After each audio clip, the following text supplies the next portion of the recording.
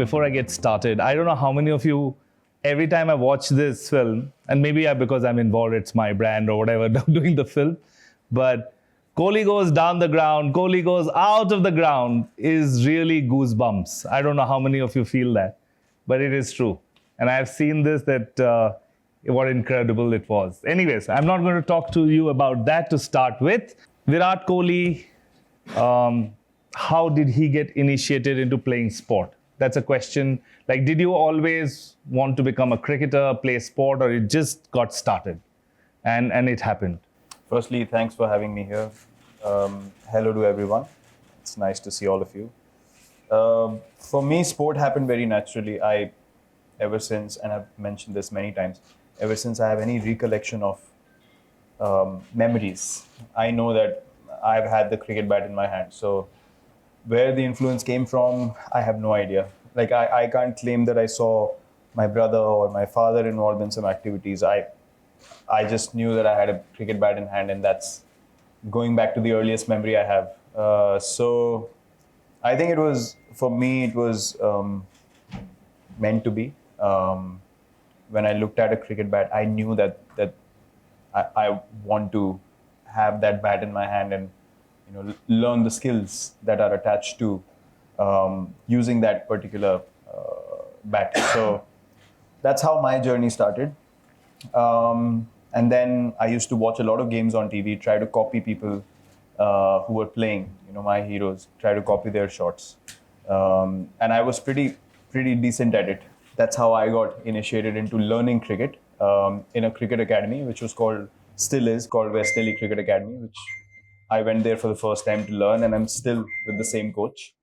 So that's a brief start of my particular cricketing and sporting journey. Did anyone tell you, "Padhai karo, ye sab band karo, don't do this"? Ye sab band karo nahi hai, and I have never had those kind of radical views in my house, luckily. Maybe in the school, people told you that you need to study more. No, so, I mean, I was pretty decent at studies. I mean, if I focused on studies, I was pretty good at it, except for math. I just couldn't understand math. I still don't. So I'm scared. How am I gonna, teach anything to my daughter if she asks me questions? So that really scares me. Apart from math, I was decent at everything else. I didn't have enough time to do it, but when I did focus on it, I was pretty good. So I never had trouble at school. I was never, bunking classes. I was doing my work properly. Because my father was a lawyer. He used to practice law in the High Court. And he was pretty, not firm, but pretty clear on the fact that you have to study along with playing as well. To a point where he asked me after my 10th boards, and I wasn't able to go to school quite a bit after my 10th boards because I started playing under 19 India and all that stuff. So he asked me very seriously, are you absolutely serious about this? Simple question, no trying to play with words or anything like that. Neither did he tell me, no, ye sab chodo aur padhai karo. He asked me a simple question. My answer was very clear. I said, yes, this is what I want to do. And he said, you might as well just, fully put your attention into it. So I was lucky that I got that support from home. So I am the first guy who will say that sport has not been given as much importance as it should have in the last 20 years, at least, of my growing up and seeing the culture evolve. But at the same time, I've seen many people who use that as an excuse, and today they are struggling because they were neither here nor there. Yeah. So one has to be honest with themselves and really say, am I willing to give all my time and absolute attention to this sport? Yeah. And if things don't work out, what is plan B? Yeah. So that awareness one needs to have. So I was pretty lucky that I was never forced into making any sort of choices. I was just asked a question and I gave my answer, and then it was my responsibility to follow through. Right. So while sports is not a digression, that like how people think, but it also shouldn't be an excuse for not taking care of it. By the way, I don't know how many of you have tracked his mark sheet for the board exam, which is doing rounds. You have, yeah. And now you know why Virat is such a balanced, well-spoken guy. I mean, he always was. It's just that he's underplayed his academics so much that people thought otherwise. Now you know that why, when the mic is in front of you, this guy can speak. Pretty right? good, right? 2 months of studying, not bad. 70%. No, I'm serious. That's all I studied, but my attention was fully into making sure that I prepare as much as possible. I think in the you can say under the blanket of my so-called anger issues over the years, people have not paid attention to the other side of me. But that's what was on the surface. I didn't really, come to the surface as a person, so to speak. And you deal with insecurities and all that sort of stuff, and that cycle goes on. But today I'm very comfortable with who I am, where I am. So yeah, the natural self comes to the surface when I talk, and I guess people kind of connect to that. So okay, I'm deviating a bit, but is that you see it as an anger, or when people are really passionate about something, when they really want something, emotions come to the fore, right? I mean, that's Yeah, I this is one of the things that I not found as a challenge, but I felt there was a constant pushback in the way that I portrayed myself. I was just being organic. If I was feeling insecure, it was shown. If I was angry, it was shown. I was not trying to be a perfect boy, telling people I read books, I wear glasses and I read books and I'm so simple. I wasn't. You saw me swear on the field. You saw me flick a finger. I mean, kind of things that today I can't even imagine. But I didn't feel like there's any need to hold back. And then things kind of panned out a certain way, and the path kept opening up itself. So I felt as a collective society, there was not enough acceptance for that kind of display of one's personality at different stages. I mean, there is a expectation to be perfect all the time. You can't expect a 21-year-old to be perfect who's trying to go through phases of life where he's insecure, he's not made it yet, he doesn't know who he himself is. So much attention, so much scrutiny, all that stuff. So there was not enough room for acceptance, but there was a lot of demands and expectations. And even when I was in a leadership role and along with Ravi Bhai, this is one of the things that we always kept discussing. We never felt like we were doing anything wrong. And it's a very, very open and honest confession.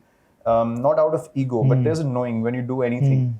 When you eat good food, it's good. When you eat something bad, it's a knowing. It's not, you're not trying to fool yourself. You feel it. You feel it. So we felt our heart was in the right place. Our intent was always right. But there was always a thing of, no, but this is too intense and this and that. And then when we both left, people started appreciating, looking back at it. So, but at that time, we appreciated our own efforts completely. And that was a big lesson for us, that there won't be acceptance on a large scale. That will take a lot of time. But what has to be done for a Did it culture. impact you, Virat? Like when people would look at your intensity in a negative way, or would put negative sentiment out, or sometimes even put whatever troll? Would that impact you? Would you, or you said, no, this, I need to stay credible, I need to be myself, and it feels good? Is that how you saw it? Or? So when I did things that I did, I never felt like, what are people gonna say? Never. I just did them. Afterwards, I felt, because of the constant interactions I had with press and post-match presentation, presenters, I just felt like there was always something else. Like if I didn't perform as a batter, there was, oh, captaincy is okay, but what about batting? If I performed as a batsman and we lost, oh, batting is okay, but what about captaincy? If everything was fine, but your behavior is not good. So I was like, well, I'm never going to be able to please everyone. So I thought, might as well just be myself. And even if I go down like this, at least I'll be okay with the fact that I did what I wanted to do. And if people don't want to accept it at a large scale, that's okay. I've had a great, run and things have been wonderful. I can't complain. So I had to kind of accept a lot of things within myself, but that didn't mean that I stopped being who I am. I just didn't care about what people thought or if they accepted me or not. Right. I can tell you from the other side, from the marketing side, marketer side of a brand which has partnered you for this long, for 6 years now, that, I mean, personalities like you, always polarize, right? And I think, and that really helps. If I have to be very honest, because you get emotions out, good, bad, you get emotions out, and that's what is important. So for every 1 billion Indians, 700 million would root for you, 300 million will not root for you, and say, and it really works. And because you know what, people like you get the emotions out, which is all right for us. But I was quite pleasantly surprised with the sock theme. I didn't expect you guys to make an anthem on my celebration. I was like, wow, this is a nice step forward. Let's go for it. But to what you are saying, that you need to be credible, you need to watch for yourself, and stay true to this. It's true for everyone. It's true for all of us. Yeah. So this is something that I learned through sport. Yeah. And even the conversation that we're having about sport should be given importance. In no way or by no means are we saying that leave studying and take sports as a career. But what sport does is, if one really immerses themselves into sport, what sport taught me was to take a risk. Because there comes a situation when you are absolutely under pressure and there's no option but to jump.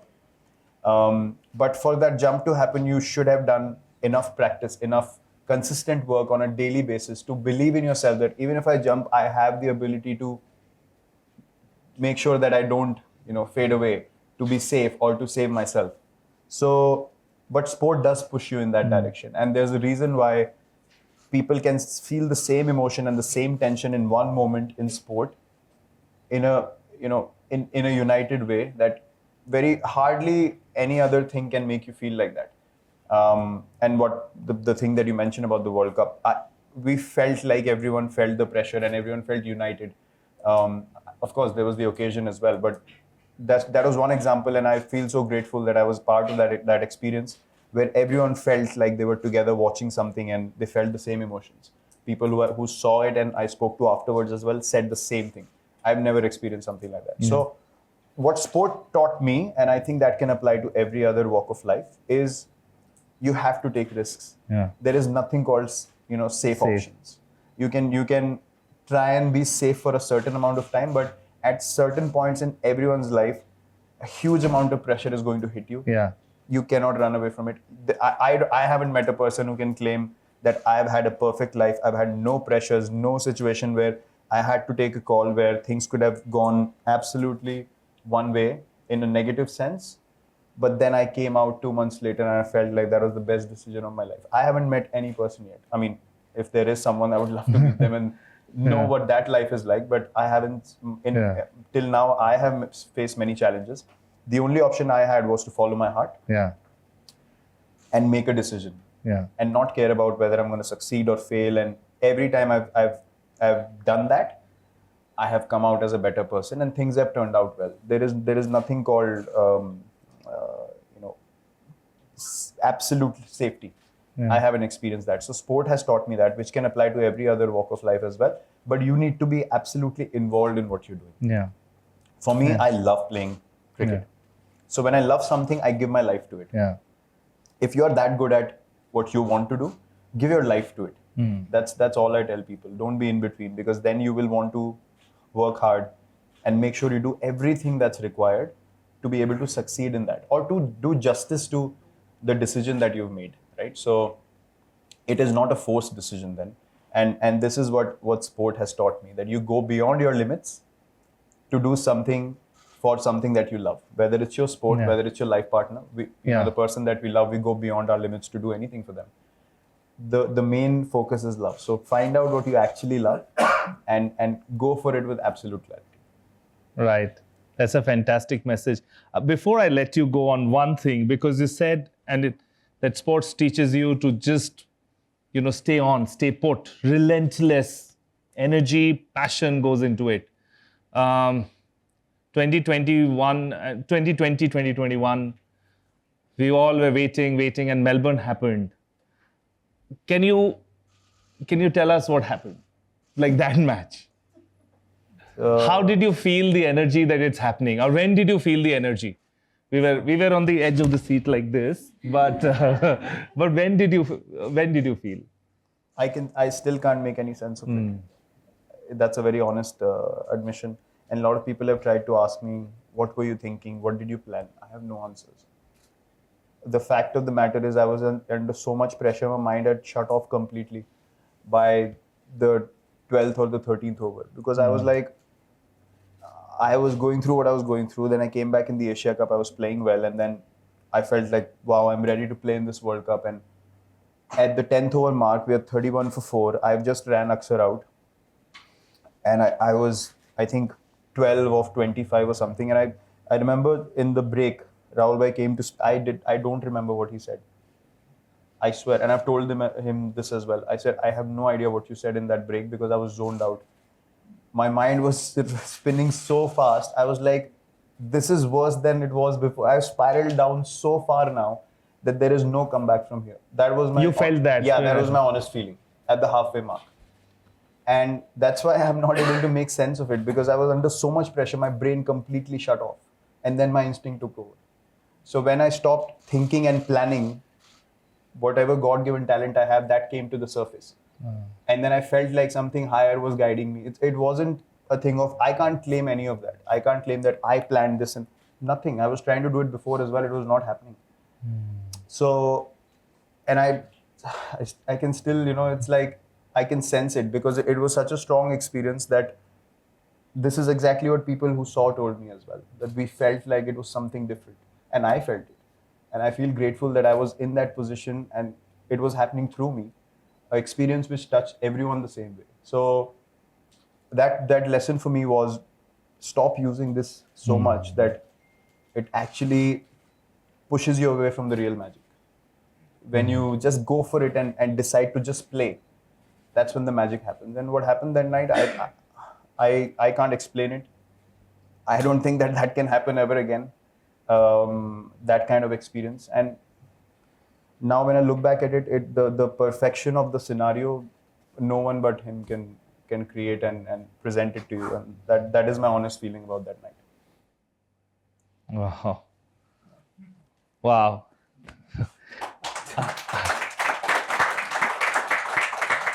I think we should end it there. No, I mean, you kind of rubbed on that feeling to us, so I'm sure all of us are feeling that. Thank you, Virat. Pleasure. It's been a pleasure having you as a brand partner, and of course, having you as a fan. Thank you so much. Thank you. It's been a pleasure.